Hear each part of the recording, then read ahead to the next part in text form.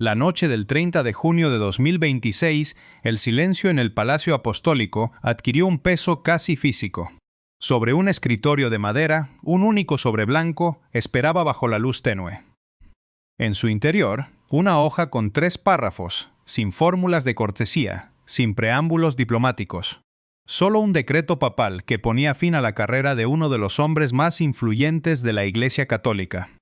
Al amanecer, el destinatario solo conservaría un título vacío. Aquella carta sacudiría los cimientos del Vaticano, desencadenando una secuencia de acontecimientos sin precedentes detrás de los muros de la Santa Sede. El destinatario era el cardenal Augusto Ferrante, de 73 años. Un estratega de origen italiano, que durante 40 años había escalado la jerarquía de la curia romana, con la precisión de un maestro de ajedrez y el instinto de un político de raza. Ferrante había servido bajo 3 pontificados, sobreviviendo a reformas, investigaciones y escándalos, no por ser el más brillante, sino por ser el más meticuloso. Conocía cada archivo, cada favor pendiente y cada debilidad de la maquinaria institucional. Desde su posición al frente del dicasterio para el clero, Ferrante controlaba el destino, traslados y ascensos de cada sacerdote en Europa y América Latina. Había construido un imperio invisible dentro del imperio de la Iglesia, sostenido sobre una única premisa que parecía inquebrantable: que ningún papa tendría jamás la audacia de desmontar su estructura. Pero el escenario cambió el 8 de mayo de 2025, 17 días después del fallecimiento de Francisco, cuando Robert Francis Prevost asumió la cátedra de San Pedro como el Papa León XIV. Primer pontífice estadounidense de la historia, fraile agustino, abogado canónico y antiguo estudiante de matemáticas, Prevost poseía un carácter sereno pero implacable. No recurría a las amenazas ni a los discursos teatrales, simplemente movía las piezas del tablero de manera silenciosa hasta que la realidad institucional era otra. Su estilo de gobierno, definido por los cronistas vaticanos como un bisturí y no un martillo, se hizo evidente de inmediato al reestructurar las finanzas vaticanas, reformar el vicariato de Roma y nombrar a mujeres en cargos de alta dirección, como la hermana Alessandra Smerilli en el Dicasterio para el Servicio del Desarrollo Humano Integral. El conflicto central estalló a finales de marzo, cuando una auditoría interna en el Dicasterio para el Clero detectó una transferencia irregular de 2,4 millones de euros. Aunque la cifra no era colosal para los estándares globales, el mecanismo de desvío era inequívoco: fondos destinados a seminarios en el África subsahariana y el sudeste asiático habían sido triangulados a través de cuentas en Suiza y Luxemburgo, utilizando sociedades pantalla diseñadas exclusivamente para borrar el rastro. El origen de las autorizaciones conducía directamente a la oficina de Ferrante. Francis Poli, recién nombrado presidente de la Autoridad de Supervisión Financiera, de inmediato elevó el informe confidencial en apenas 48 horas. La reacción de la vieja guardia no se hizo esperar. El arzobispo Enrio Salvi y el obispo Marco de Seg, aliados estrechos de Ferrante, intervinieron de inmediato para dilatar el proceso. Argumentaron defectos de forma, problemas de jurisdicción y supuestas restricciones bancarias en los países de destino que justificaban la desviación temporal de los fondos. Sus alegatos eran formalmente impecables en el papel, pero en los pasillos de la curia todos sabían que solo buscaban ganar tiempo. Sin embargo, León XIV no era un hombre dispuesto a esperar. El 14 de abril, tras regresar de una histórica gira por Argelia, Camerún, Angola y Guinea Ecuatorial, el pontífice convocó una reunión de máxima reserva en su estudio de la Domus Sanctae Martae. En la sala solo se encontraban el cardenal Parolin, secretario de Estado, la hermana Rafaela Petrini, secretaria general del gobernatorato, un representante del Instituto para las Obras de Religión y un investigador de la Promotora de Justicia. Durante 90 minutos, bajo un silencio absoluto del que no se levantó acta alguna, el Papa tomó una determinación que redefiniría su pontificado: autorizar una investigación canónica profunda sobre las actividades de Ferrante. ampliando el foco temporal a los últimos 5 años. Lo que los investigadores descubrieron al profundizar no fue una simple falta financiera, sino una red de patronazgo y manipulación sistemática de nombramientos eclesiásticos utilizada para premiar la lealtad y castigar la disidencia. Expedientes de denunciantes en Milán y São Paulo habían sido físicamente trasladados a depósitos fuera de Roma, alterando fechas y firmas. Al recibir el informe en mayo, León XIV rechazó la sugerencia de Parolín de buscar una renuncia discreta para evitar un escándalo público en medio de tensiones externas como la crisis con la Fraternidad San Pío X. La dignidad, sentenció el Papa, no es un escudo para quienes instrumentalizan su autoridad contra aquellos a quienes deben servir. Al percibir que el cerco se cerraba, Ferrante inició una contraofensiva desesperada a principios de junio. Filtró información a medios italianos y sectores conservadores, presentándose como un mártir de la tradición frente a las reformas de un extranjero que no comprendía la curia. La tensión alcanzó su punto máximo durante el consistorio extraordinario del 26 de junio, cuando Ferrante intentó reclutar a varios cardenales para presionar al Papa y suspender la investigación.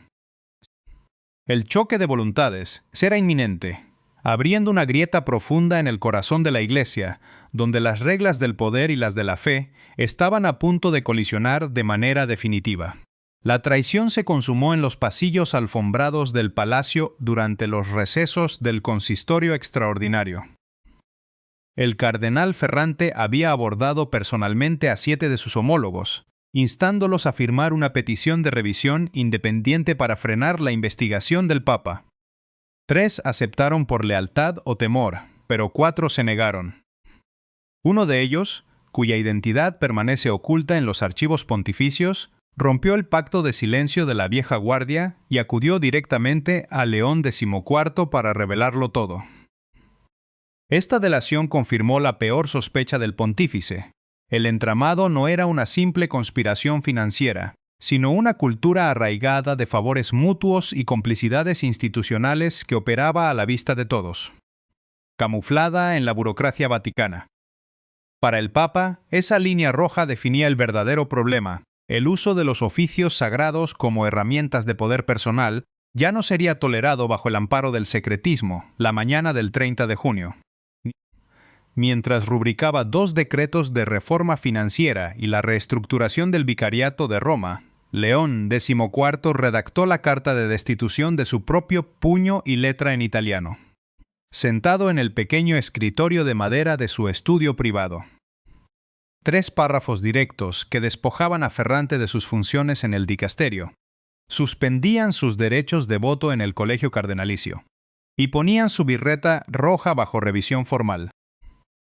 A las 21:45 de esa noche, el nuncio apostólico encargado de asuntos internos entregó el sobre en la residencia del purpurado dentro de los muros vaticanos. Media hora después, la noticia se expandió entre los obispos de Roma. El golpe no era un aviso protocolar, era el desmantelamiento público de una estructura de poder histórica, ejecutado con una frialdad matemática. La respuesta interna expuso las profundas líneas de fractura de la curia. El shock paralizó a los aliados del cardenal caído. El arzobispo Salvi canceló todas sus audiencias matutinas y abandonó la ciudad del Vaticano antes del mediodía en un automóvil privado con rumbo a Umbría, sin fijar una fecha de retorno.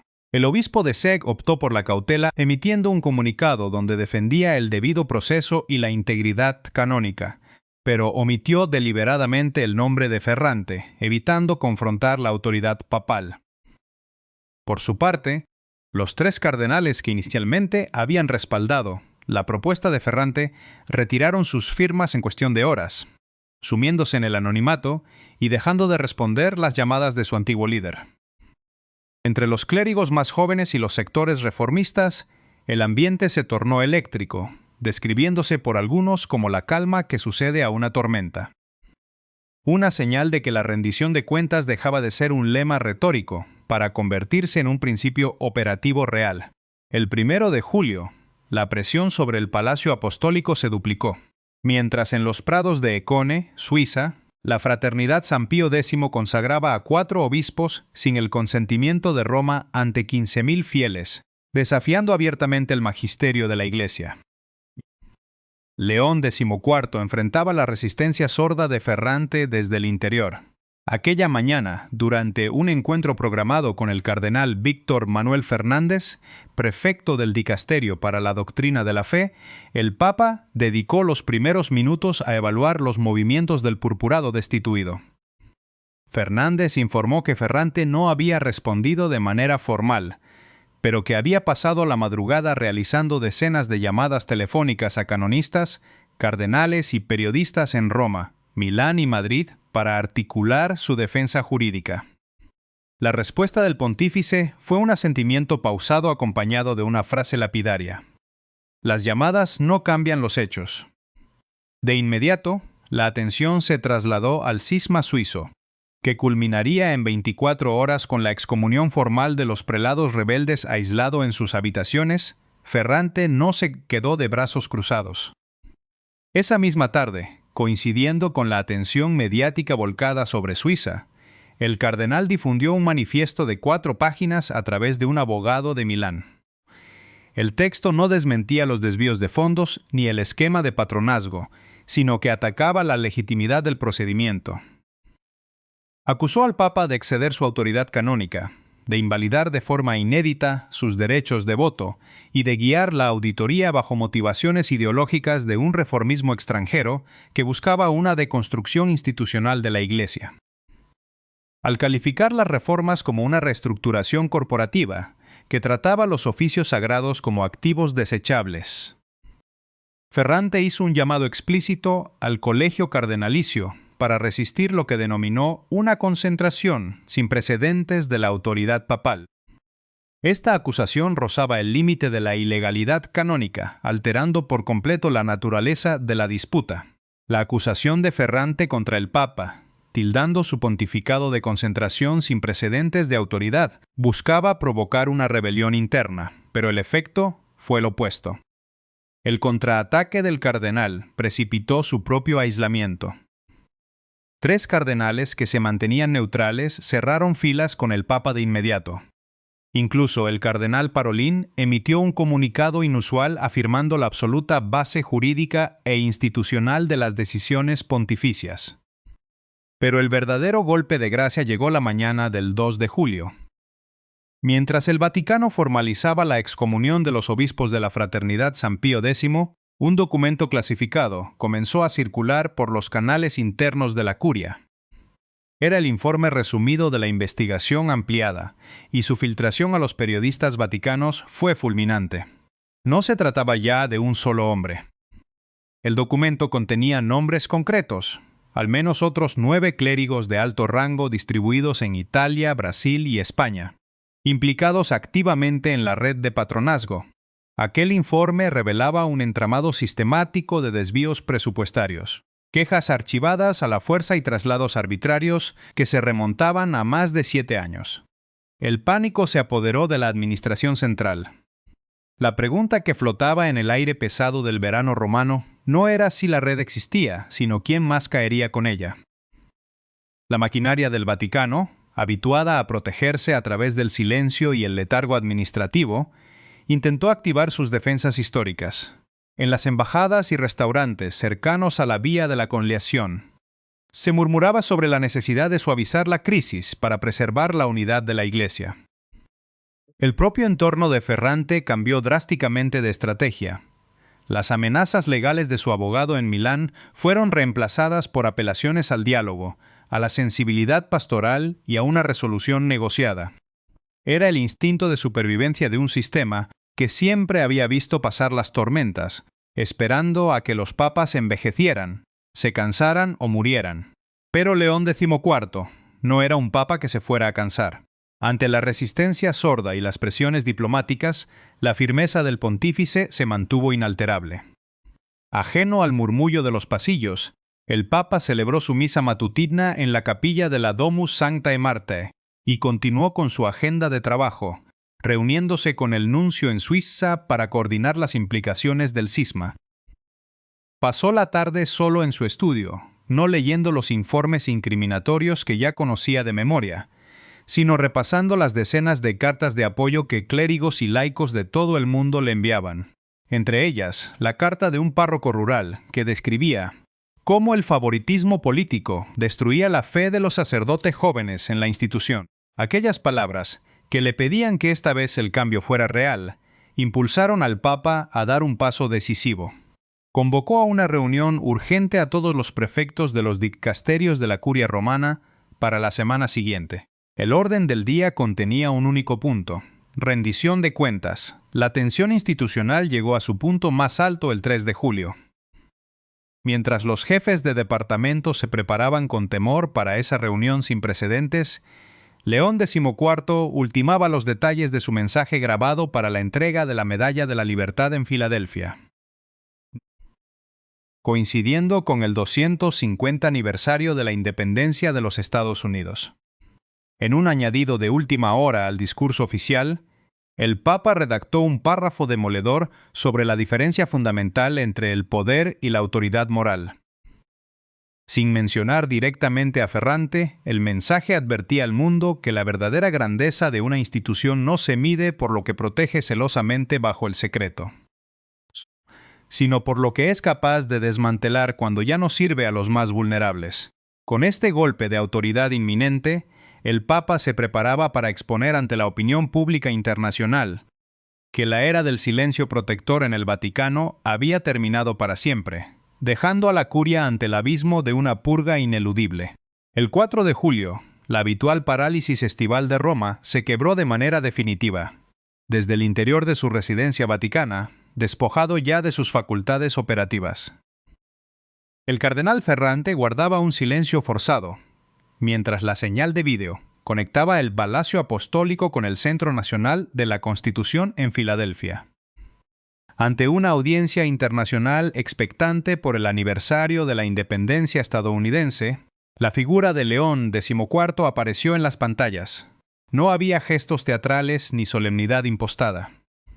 El Papa, manteniendo su habitual compostura quirúrgica, comenzó un discurso que formalmente abordaba la libertad y la conciencia, pero que en cada línea manuscrita desmontaba el andamiaje de impunidad que la curia había edificado durante décadas.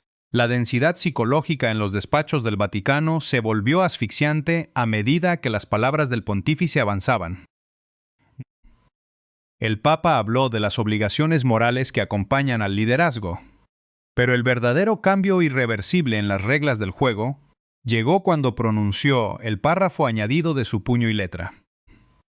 La grandeza moral de una nación o de una iglesia, resonó en la transmisión, se manifiesta sobre todo en su capacidad para proteger y valorar las vidas de todos, especialmente de los más vulnerables y de aquellos cuyo valor es puesto en duda. En ese instante, las máscaras del sistema cayeron por completo. El Papa no necesitó mencionar el apellido de Ferrante ni aludir explícitamente al dicasterio para el clero. La alusión a la autoridad que se instrumentaliza como un arma contra los subordinados expuso el defecto fundamental de una burocracia que trataba las responsabilidades sagradas como simple moneda de cambio político. El peso de las pausas en la lectura del pontífice acentuó el aislamiento de la vieja guardia. Quienes escuchaban en Roma comprendieron que el mensaje no buscaba el aplauso mediático, sino devolver la dignidad a la experiencia humana viva, encarnada en aquellos seminaristas de África y América Latina, cuyos fondos habían sido desviados, y en los párrocos rurales que habían perdido la fe en la institución debido al favoritismo. El discurso funcionó como un manifiesto de demolición.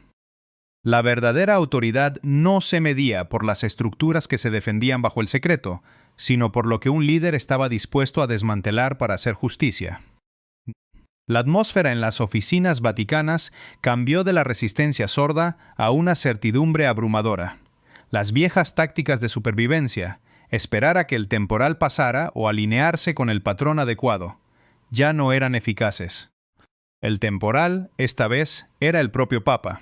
El impacto de esta proclamación pública borró cualquier intento de resistencia por parte del entorno de Ferrante. El lenguaje combativo de los días previos, fundamentado en apelaciones al derecho canónico y acusaciones de intervencionismo extranjero, se evaporó. El abogado del cardenal en Milán pasó a emitir notas breves que imploraban sensibilidad pastoral y preservación de la unidad, la retórica estándar del vencido. La oficina de la promotora de justicia, respaldada por la firmeza del discurso papal, anunció de inmediato la ampliación de los careos e interrogatorios para incluir a todo aquel que hubiera obstruido la auditoría original.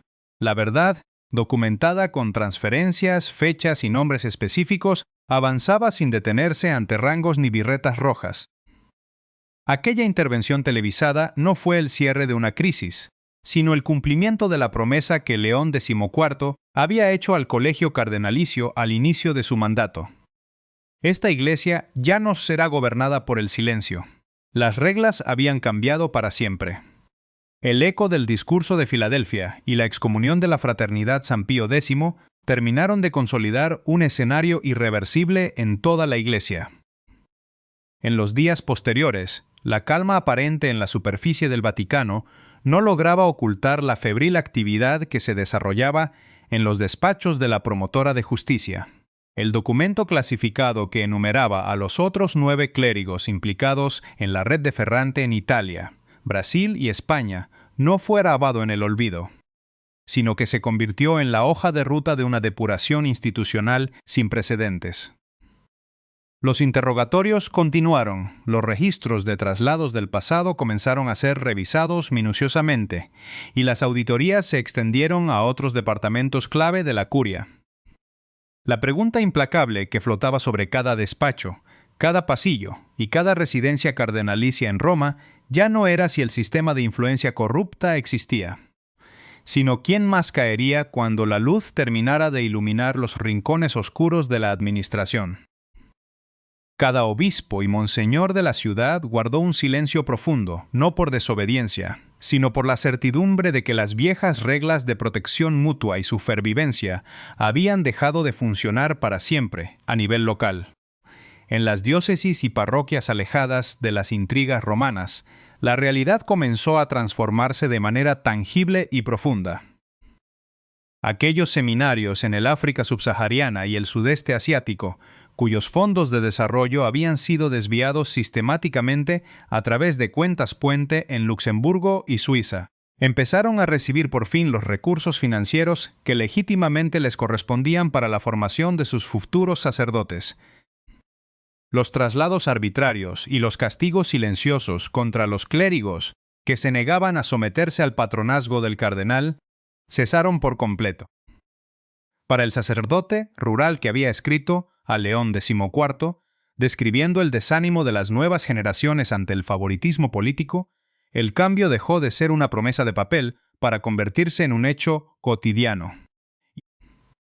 La convocatoria del Papa a todos los jefes de dicasterios para debatir exclusivamente sobre la rendición de cuentas marcó el nacimiento de una nueva praxis en el gobierno de la Iglesia. Por primera vez en décadas, el valor de la misión pastoral se antepuso a las alianzas políticas de pasillo, devolviendo la esperanza a aquellos sacerdotes que habían aprendido a desconfiar del sistema. La gran tormenta institucional no dio paso a una tregua, sino a una claridad constante. Al final, más allá de los decretos financieros, las conferencias de prensa y las complejas disputas jurídicas internacionales, la verdadera dimensión de este proceso histórico se revela en su escala más íntima y humana. Todo el terremoto que sacudió la Iglesia Católica comenzó con un gesto mínimo y silencioso en la penumbra de una oficina. Un sobre blanco depositado sobre un escritorio la noche del 30 de junio de 2026. En esos 3 párrafos escritos a mano por León XIV se concentraba el fin de un régimen de silencios compartidos y el inicio de una era donde la autoridad se mide por la vocación de servicio y no por la acumulación de influencias. El cardenal Ferrante permaneció recluido en su residencia vaticana, desprovisto de su red de contactos y de su capacidad para influir en los destinos ajenos, contemplando cómo el sistema que consideraba eterno se desvanecía ante la firmeza de un pontífice que se negó a pactar. La promesa pronunciada por León XIV ante el colegio cardenalicio al inicio de su ministerio, se había cumplido rigurosamente. Aquella noche, cuando el sombrero rojo fue revocado y el silencio protector se rompió para siempre, todos los obispos de Roma comprendieron que no asistían al final de una crisis aislada, sino al nacimiento de una iglesia diferente. El camino hacia la transparencia apenas comenzaba,